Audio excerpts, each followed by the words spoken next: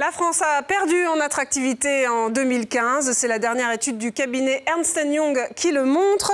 Notre capacité à attirer des investissements étrangers est fragile. Et en 2015, il y a eu une baisse de 2% du nombre de projets d'investissement. Alors on sait que les investisseurs étrangers plébiscitent notamment nos ingénieurs, la formation de nos ingénieurs. Ils plébiscitent aussi nos infrastructures routières, ferroviaires avec le TGV. Mais sans surprise, les investisseurs étrangers citent aussi notre fiscalité qu'ils jugent comme peu ou pas du tout attractive à 72%. Ils citent aussi comme facteur négatif les charges sociales et à 83% le manque de flexibilité de notre marché du travail. Alors, côté positif, car il y en a quand même, l'image de la France s'est nettement améliorée depuis 2 ans. Fini donc ce qu'on appelle le French bashing, grâce au message pro-business de l'actuel gouvernement.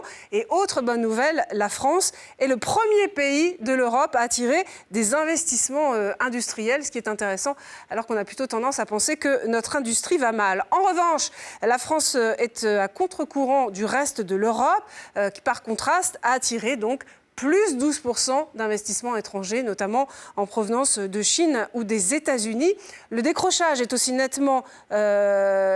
très net quand on regarde l'implantation de sièges sociaux, puisque la Grande-Bretagne a attiré 150 nouveaux QG, alors que la France n'en a attiré que 11 l'année dernière. Et puis c'est un camouflet pour la France qui se rêve en terre d'accueil des meilleures start-up, puisque les fonds levés par les créateurs de start-up sont beaucoup plus importants en Allemagne et au Royaume-Uni.